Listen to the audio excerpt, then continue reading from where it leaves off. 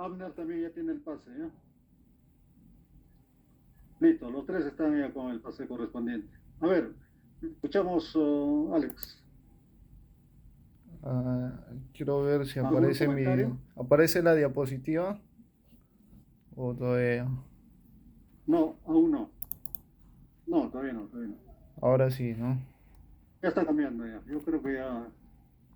Sí, está cargando, está cargando. Ya. Entonces, bueno, antes de empezar, me gustaría hacer unas aclaraciones. Quiero señalar de que toda intervención que he realizado y que realizo es con fines de generar un debate, ¿no? Un debate académico.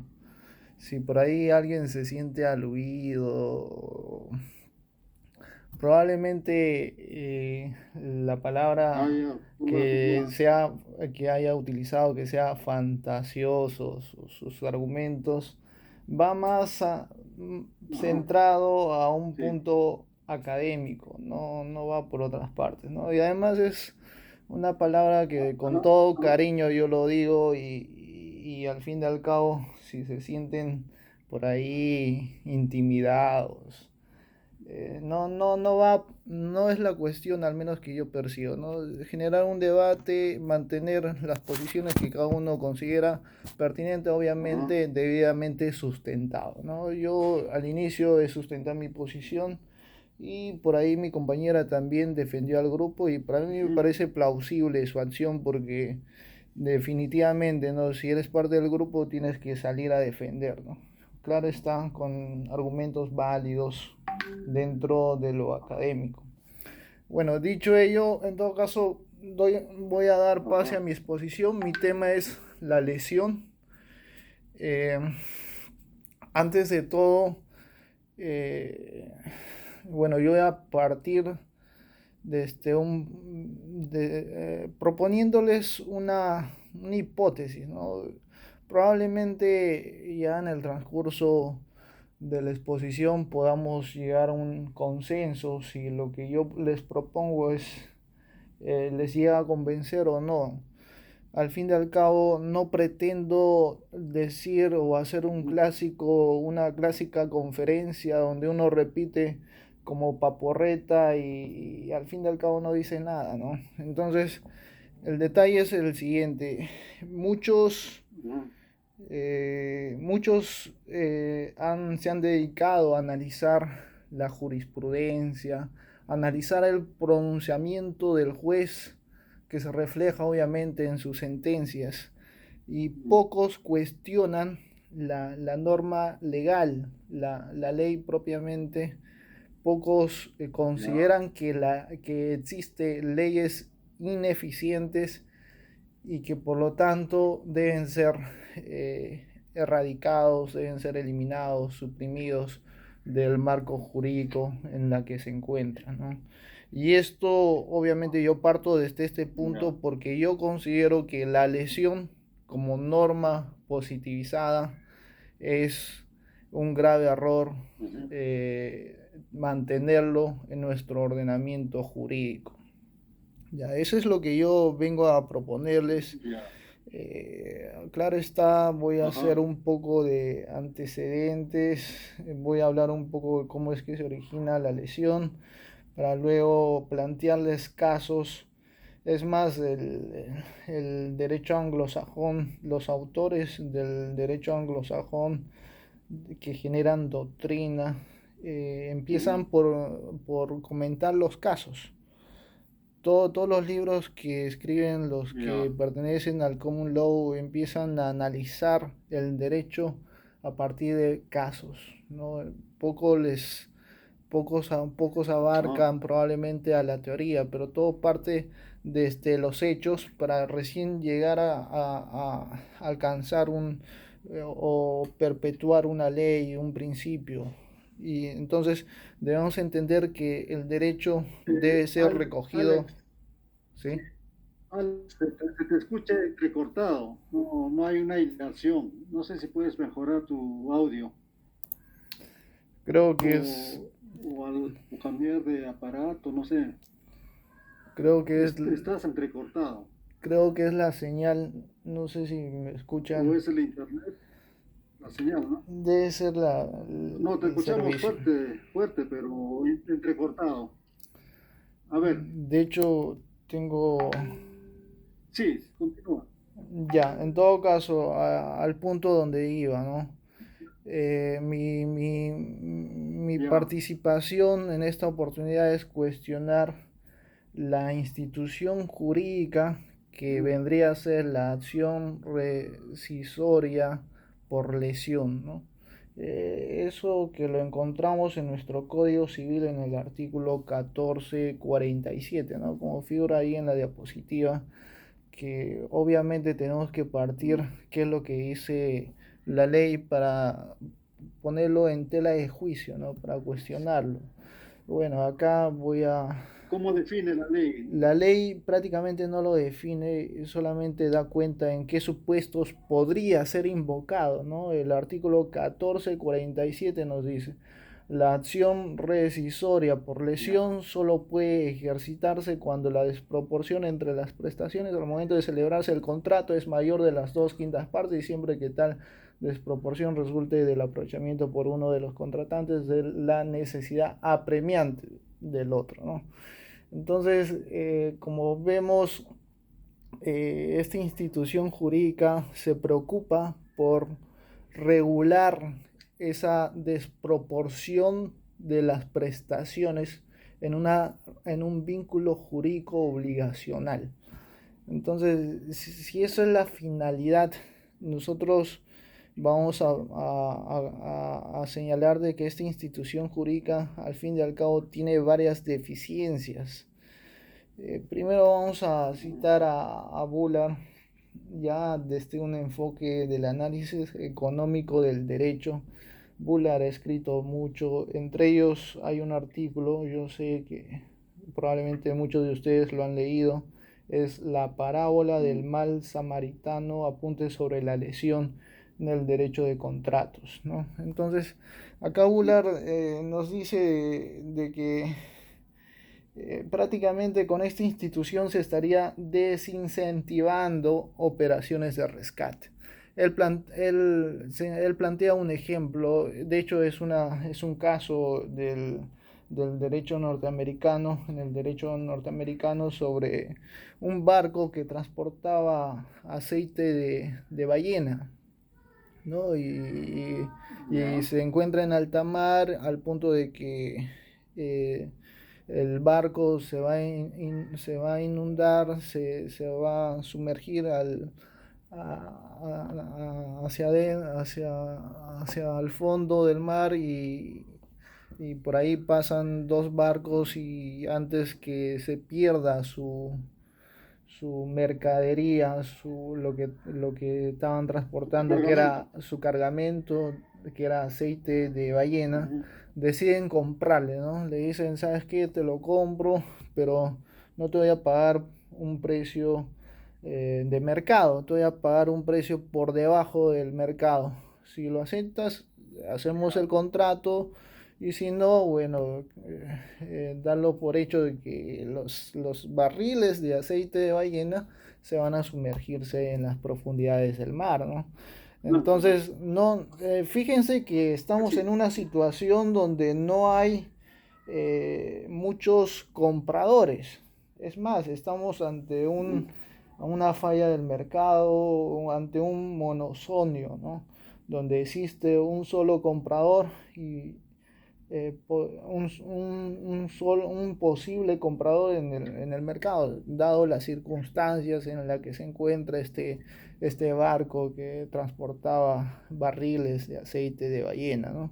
Entonces, al fin y al ajá, cabo, como no tenían otra alternativa y dado su estado de necesidad apremiante, porque la legislación no regula cualquier tipo de estado de necesidad, ¿no? Desde ya les subrayo, es la palabra apremiante, ¿no? Algo urgente que es ser ejecutado a la brevedad posible, dado el contexto en que se encuentra, ¿no? Entonces, finalmente llegan a contratar, se establece un precio por debajo del 50% inclusive, y y cuando llegan ya, cuando son rescatados, la tripulación, todo, el jefe del barco decide interponer una demanda señalando de que el precio que habían ya. fijado estaba por debajo del mercado y que finalmente solicitaba al juez de que se establezca un precio razonable, un justiprecio, ¿no? Un precio donde estaría el valor del Un precio mercado. adecuado. Claro, y esa es la finalidad de la Ajá. institución de la lesión, ¿no? Es regular que el valor de las prestaciones se encuentren equilibradas, sean equivalentes de alguna otra forma, ¿no?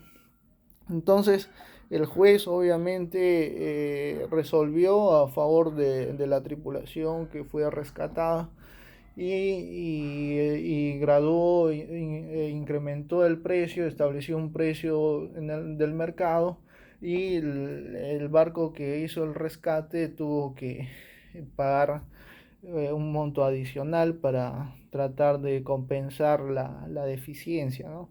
Y como estos casos Para hay equilibrar muchos la casos. contraprestación. Claro, hay muchos casos. Bullard cita una serie de varios ejemplos a propósito del artículo, del tema del artículo del mal samaritano, donde imagínense, donde una persona es víctima de un robo y queda vulnerable, ¿no? En la calle, en un lugar En estado de necesidad. donde solamente La norma pasa, lo conoce como estado de necesidad. Ajá. claro, Ya. donde solamente pasa una persona y le dice, hoy te llevo al hospital, pues, siempre en cuando estás dispuesto a pagarme, ¿no? Y Ujú. claro, le dice ya con tal de salvar su vida, porque estaba en una situación muy comprometedora. Entonces este buen samaritano le lleva al hospital, le sube a su vehículo y lo lleva al hospital y al final le dice, oye, ahora págame. El que ha sido salvado, ¿no? Rescatado, decide no cumplir con su obligación y este samaritano decide Eso. presentar su demanda, ¿no? Decide presentar su demanda ante el juez Ya. exigiendo lo que él se había comprometido a cambio de que le rescatara de esa situación en que se encontraba, ¿no? Que obviamente si no lo hacía él, lo más probable era que hubiera perdido la vida, en el peor de los casos. Entonces, el detalle es de que el juez dijo, ¿no? Sabes, el monto, el precio por el cual se ha establecido para que tú traslades a él de un lugar a otro, ya sea al hospital, es un monto excesivo, ¿no? Es más, solamente se te podría reconocer solamente el hecho de transportarte de un lugar a otro, un monto insignificante. Entonces, otra vez, cuando ya con la experiencia, esta persona que decidió rescatar al que finalmente terminó demandándolo, lo más probable es de que si ve a un herido, ya no decida brindarle sus servicios a cambio de una contraprestación, porque está seguro de que lo que le van a la suma irrisoria probablemente por llevar de un lugar a otro va a ser menos, inclusive ni siquiera cubriría el tiempo que él dedicaría para hacer esa operación de rescate.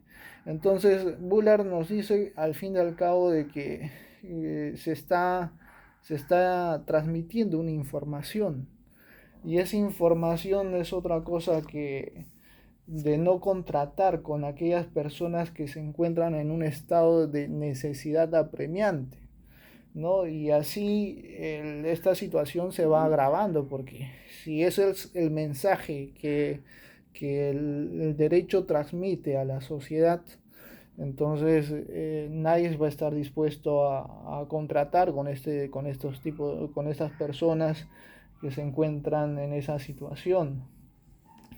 Y entonces, por otro Ujú. lado, también se cuestiona de la lesión, de que no es posible, si bien la norma habla sobre las 2/5 partes, ¿no?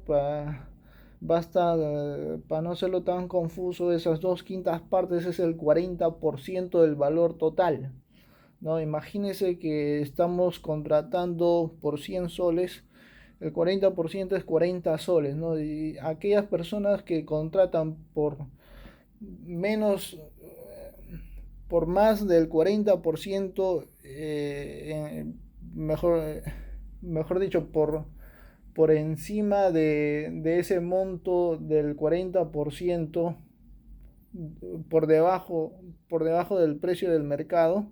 Entonces, prácticamente esos contratos serían rescindibles.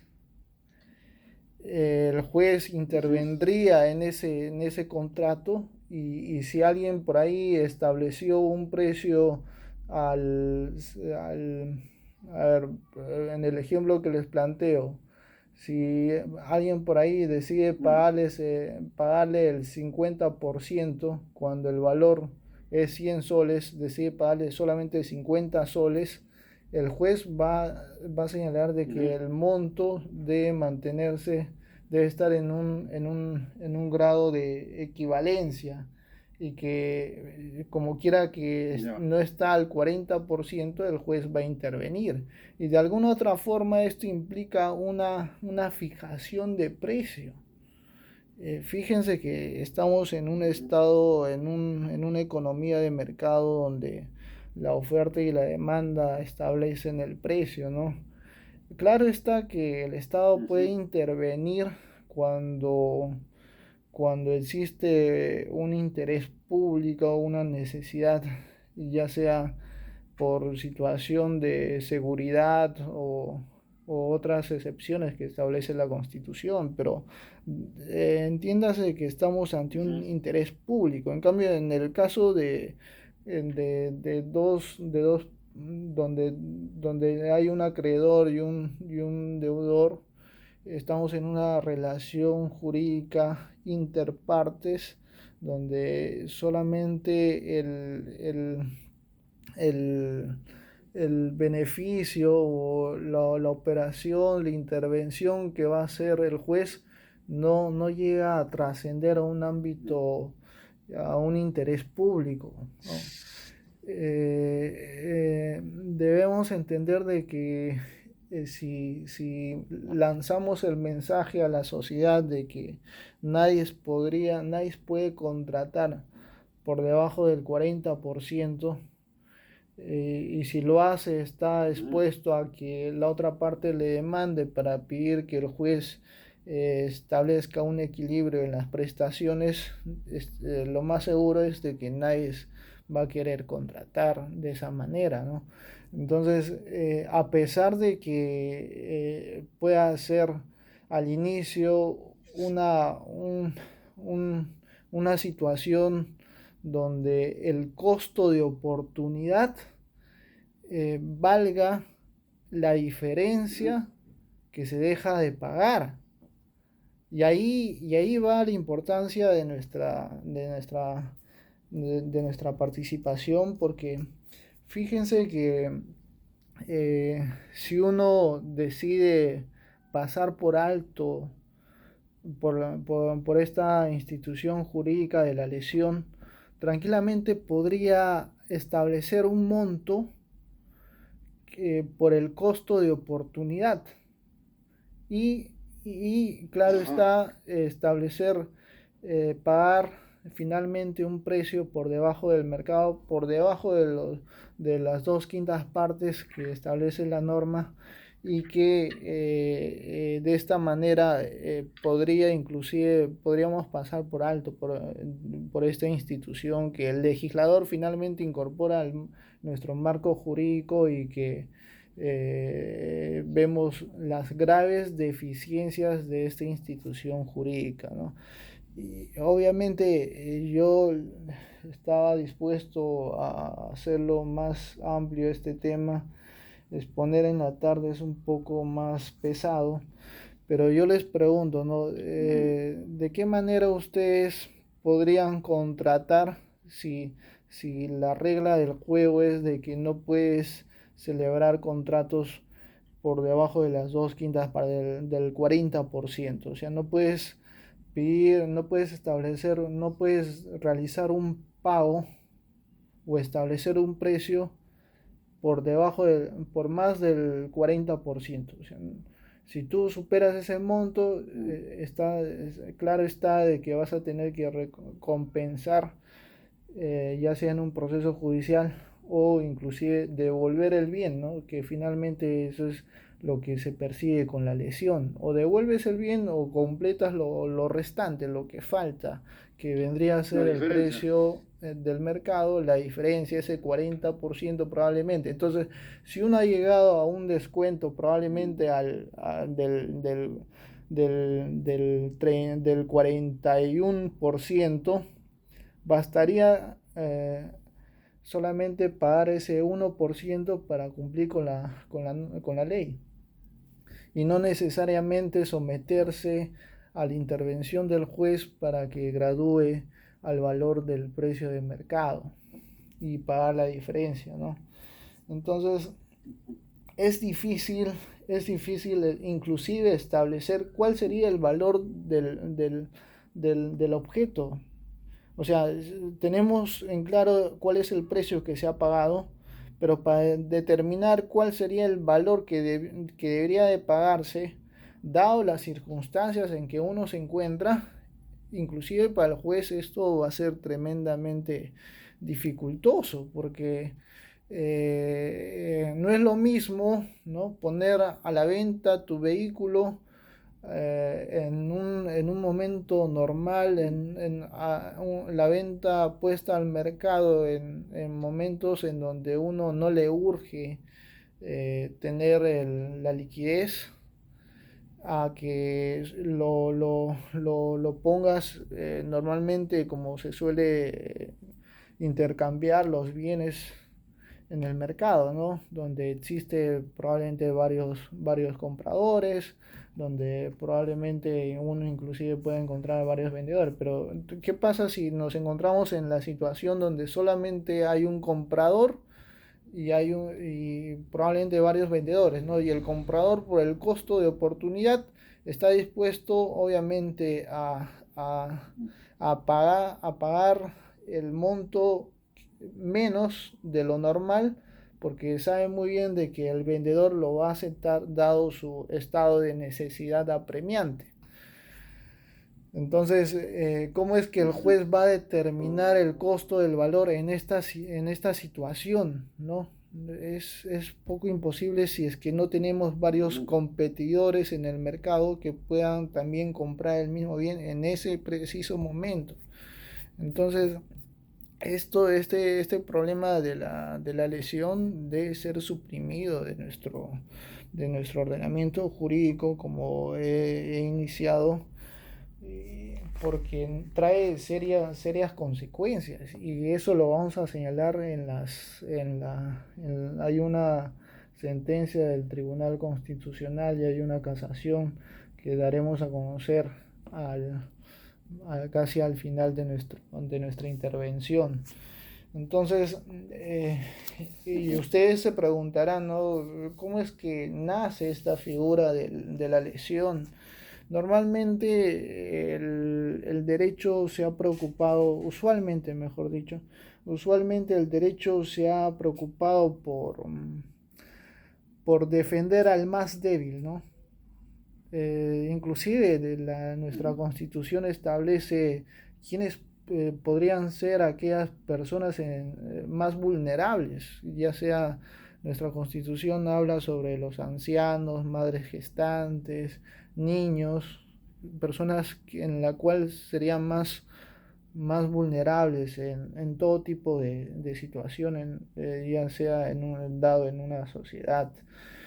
Y es ahí donde el derecho interviene para defender a estos, ¿no? A la parte más débil, y ahí inclusive con esa idea es que nace la usura, ¿no? Donde se establece intereses el leoninos, donde se establecen montos exorbitantes y que finalmente terminan confiscando los bienes de aquel que ha contratado en un préstamo de dinero, ¿no? Y antes se hablaba sobre la lesión en las ventas, ahora esta figura de la lesión no solamente se aplica en las ventas, sino en todo tipo de contrato. Tiene Ya. una mayor amplitud. Se conocía con el nombre del ultra dimidium, que va más allá de la mitad. Normalmente, si se pagaba un precio por, por menos de la mitad de su valor, prácticamente ese contrato era anulable, ¿no? Y esto data desde el, desde el, eh, desde la constitución de Diocleciano, incorporado por Justiniano al Corpus Juris en el año 533 después de Cristo, ¿no?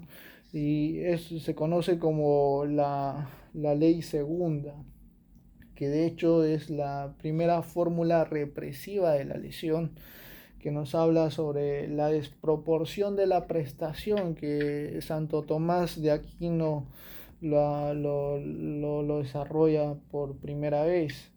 Y esta figura no solamente lo encontramos en nuestra legislación, ¿no?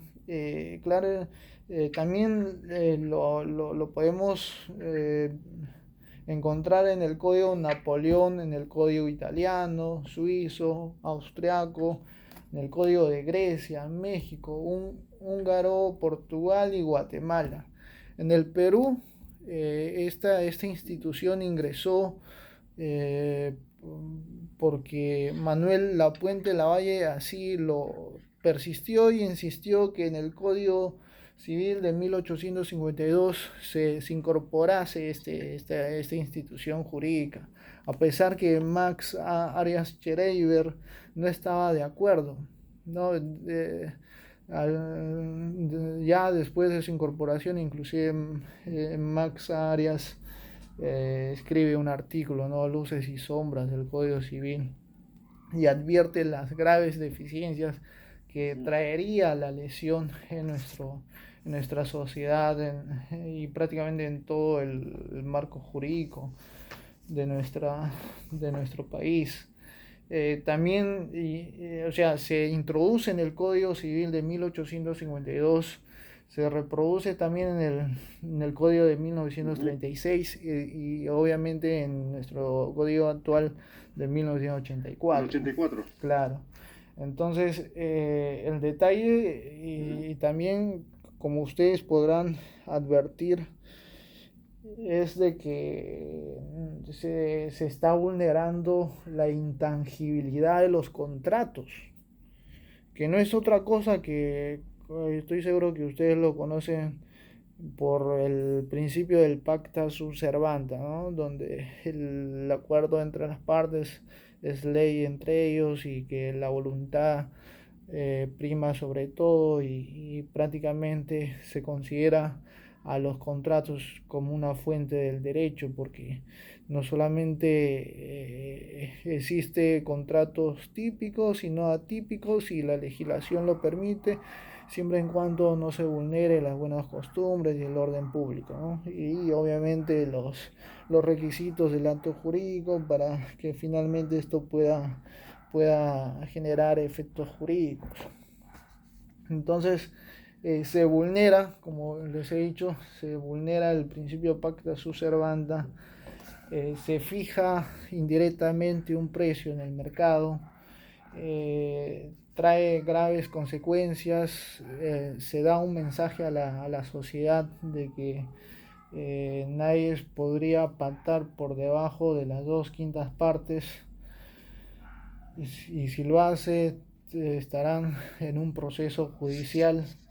Hay un grave problema al determinar el valor de las cosas para establecer el justo precio, ¿no? Si no, ¿cómo es que el juez va a determinar cuál ha sido la diferencia que debe de equilibrar en las prestaciones? Entonces, son varios detalles que prácticamente nos llevan sin lugar a duda de que la acción de rescisión por lesión debe ser suprimido de nuestro marco jurídico.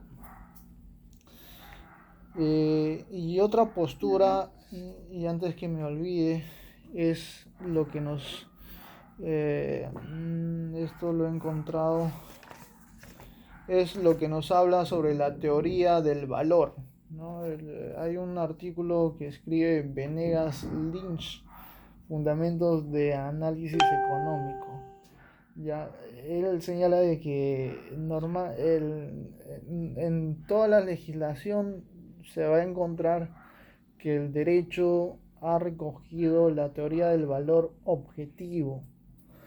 Ya, y cuando se entiende de que el valor es objetivo, entonces uno cae en esa tentación de que uno da lo que recibe y recibe lo que da.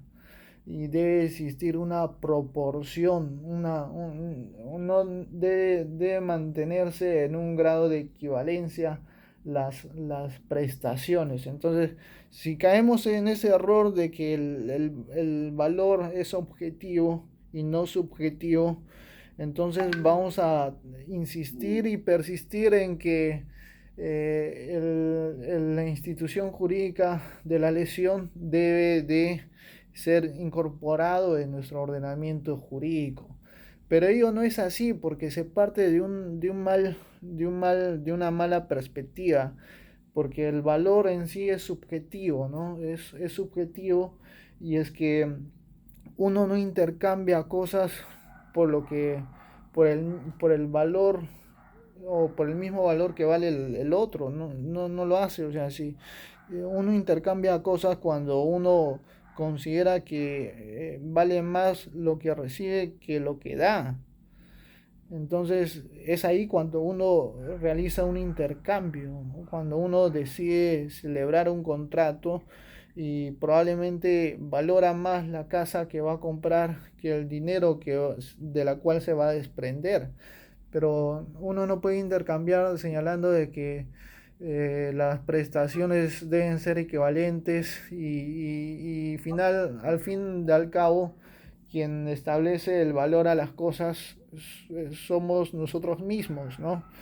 Las cosas en sí no tienen un valor si es que el ser humano no lo asigna un valor. Entonces, cuando uno valora más lo que recibe que lo que da, es claro que está dispuesto a hacer un intercambio, ¿no?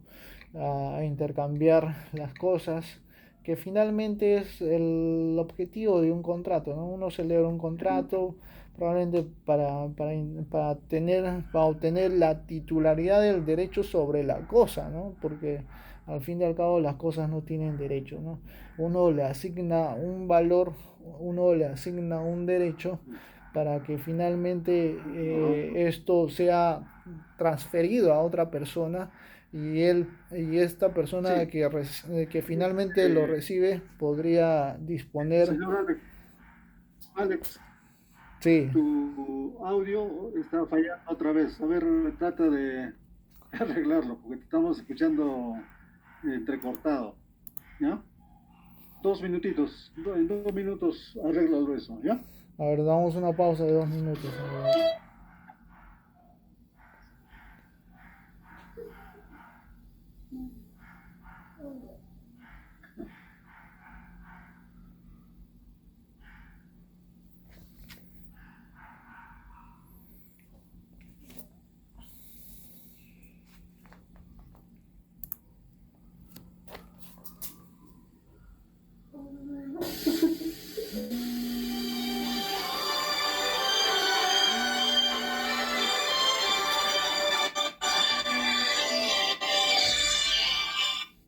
Aló, aló.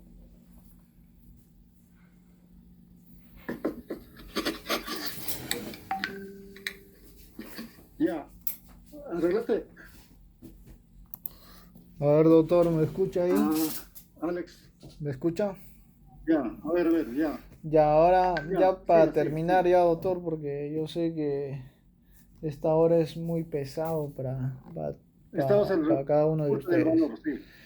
Ya, en todo Ah, ya, caso, después del almuerzo es un poco pesado, pues. claro, el punto es de que el valor es Ah, subjetivo y no es sí, objetivo. estamos en el reajuste del valor. Ya, la teoría del valor nos dice de que el valor es subjetivo y no es objetivo. Lo malo es de que los legisladores entienden de que el valor es objetivo, los políticos entienden de que el valor es objetivo y parten de esa idea de que debe existir una proporción entre las prestaciones que uno contrata, ¿no? Por otro lado, ya para terminar, Ajá. me gustaría señalar de que finalmente el precio transmite información, ¿no? Esto, lo que les estoy diciendo no es nada nuevo, porque lo que normalmente en temas de arbitraje se llega a resolver de la siguiente manera, ¿no? Uno ve que el precio es mayor al precio del mercado y se entiende de que las partes han trasladado el riesgo al, al vendedor, porque finalmente vende más caro y cuando hay un problema se entiende de que el que debe asumir la responsabilidad es el vendedor, ¿no? Y cuando el precio está por debajo del mercado, finalmente quien debería de responder es el comprador porque lo compra barato, ¿no? Lo compra barato y claro está que el mensaje que se está transmitiendo con el precio es de que el producto que uno compró por debajo del precio o lo encontró en esa oferta es porque probablemente la calidad o las características del bien no obedecen a un producto que normalmente se quiere o se percibe si lo compararía, si uno lo compra al precio de mercado. Eh, Hay varios casos que Ajá. utilizando este método que lo señala, que lo ha desarrollado Richard Posner, es que se han resuelto varios casos, ¿no? Y es sorprendente que en el Poder Judicial muchos jueces no conozcan de no utilicen el análisis económico del derecho para resolver los casos que les toca. Inclusive se habla de que en realidad esto ya es otro tema, estoy seguro que ustedes también ya lo conocen, sobre lo que Calabresi ha escrito, ¿no? Calabresi ha escrito un libro, El costo de los accidentes, análisis económico y jurídico de las responsabilidades civiles, ya hace buen tiempo. Bueno, yo lo tengo el Ajá. libro acá en las manos y veo de que vamos a ver la fecha, es de 1984, ¿no? Son conceptos tan antiguos donde él inclusive establece cómo determinar al responsable, ¿no?